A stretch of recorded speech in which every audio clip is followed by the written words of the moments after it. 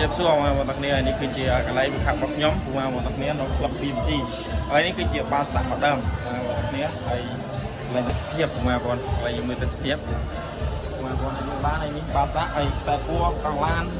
នោះកន្លែងលេងសាច់អញ្ចឹងណាមកបងកន្លែងលេងសាច់ឬក៏កន្លែងយើងហាត់ផ្នែកកាយសម្បទា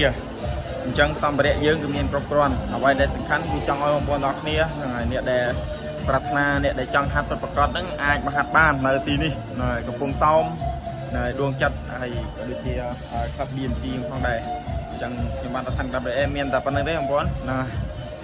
សម្រាប់បងប្អូនយើងអ្នកនៅទីចិត្តអ្នកនៅទីឆ្ងាយចង់ហាត់អីមកហាត់បានហ្នឹងហើយចង់ហាត់អីមកហាត់បាន